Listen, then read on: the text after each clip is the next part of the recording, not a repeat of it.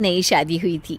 उसका मायका और ससुराल दोनों कानपुर में ही थे, इसलिए उससे मिलने उसके भाई अक्सर आते जाते रहते थे। ये बात शिखा की सास मीना को बिल्कुल पसंद नहीं थी। मम्मी जी, आज राहुल भैया आ रहे हैं। कौन? तेरे चाचा का लड़का? जी मम्मी जी। अरे पर वो तो दिल्ली में रहता है ना। हाँ मम्मी जी, उन्हें कल सुबह दिल्ली के लिए निकलना है, तो वो आज मुझसे मिलते हुए कल सुबह यहीं से निकल जाएंगे।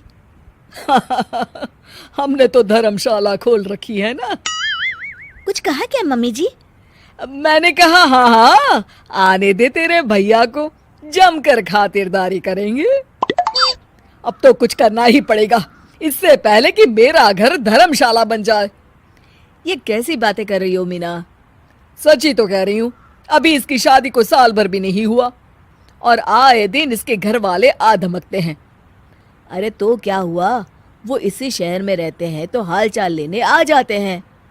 इस बार मैं उनका हाल और चाल दोनों ही बिगाड़ दूंगी। अब बहुत हो गया जी। अरे ये कैसी बातें कर रही हो, हे भगवान, बस आप तो देखते जाइए।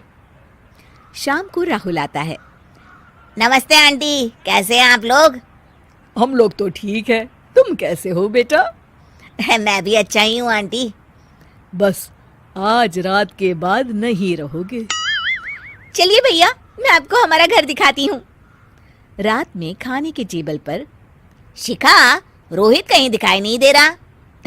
जी भैया, वो ऑफिस के काम से बाहर गए हैं, कल शाम तक आएंगे। अच्छा अच्छा। बेटा, क्या तुम भूत प्रेत में मानते हो? नहीं नहीं आंटी जी, पर अचानक आपको ये ख्याल कहाँ से आ गया?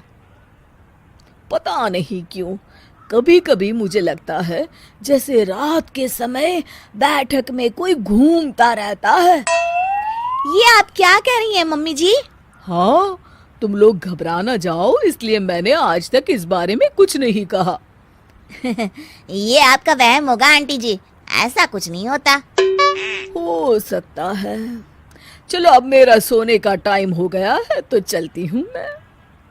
शिखा बेटा, राहुल के सोने की व्यवस्था वहीं दीवान पर कर देना। जी पापा जी। अब चलिए भी। अच्छा, तो बैठक में सोने वाले हैं साहबजादे। क्या बड़बड़ा रही हो? कुछ नहीं, आप सो जाइए। मीना और महेश के सोने के बाद शिखा और राहुल आपस में बात कर रहे होते हैं, तभी डोरबेल बजती है।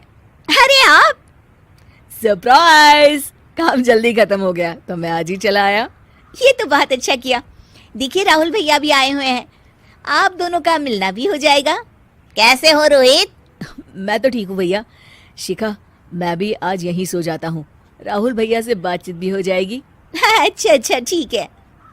मीना आधी रात को उठती है, कंबल मुंह से पैर तक ओढ़ के डंडा लेके बैठक में आती है और देखती है दीवान पर चादर ओढ़े कोई लेटा हुआ है। देखो तो कैसे मजे से सो रहा है बहन के ससुराल में। मीना ताबड़तोड़ 4-5 डंडे मार देती है। अरे मर गया, अरे बचाओ बचाओ, कौन है? मीना जल्दी से अपने कमरे में भाग जाती है। हे भगवान, ये मैंने क्या किया? ये रोहित कहाँ से आ गया? लगता है ये नालायक राहुल मेहमानों वाले कमरे में सो गया होगा। आज तो इसकी खैर नहीं। उधर बैठक में, अरे क्या हुआ रोहित? मैं बाथरूम में था, तुम्हारे चिल्लाने की आवाज सुनी। पता है भैया, मैं सो रहा था, अचानक से कोई आकर मुझे डंडे मारने लगा।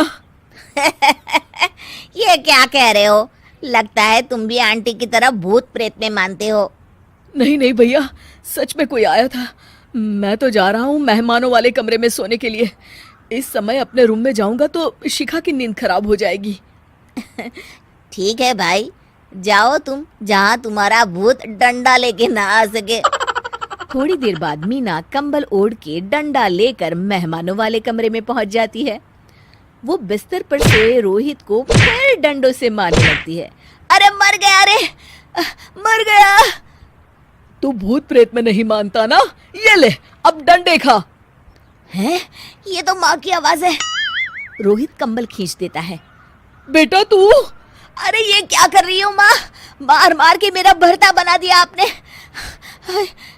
माफ कर दे मेरे लाल, मैंने तो तुझे ही मार मार के लाल कर दिया। मैं तो उस राहुल के बच्चे को सबक सिखाना चाहती थी। राहुल भैया को? हाँ बेटा, मुझे लगा अगर उसे डंडे मारूंगी तो शिखा के मायके वाले यहाँ आना छोड़ देंगे। हे भगवान, माँ, ये घर शिखा का भी है, उसके घर वाले जब चाहे आ सकते हैं। हाँ बेटा, आज मुझे भगवान का इशारा समझ में आ गया। मैं कितना गलत करने चली थी और अपने ही बेटे को चोट पहुंचा दी। अब चुपचाप जाके सो जाओ माँ, और किसी को कुछ बताने की जरूरत भी नहीं है। शिक्षा दूसरों का बुरा चाहने वालों के साथ भी बुरा ही होता है।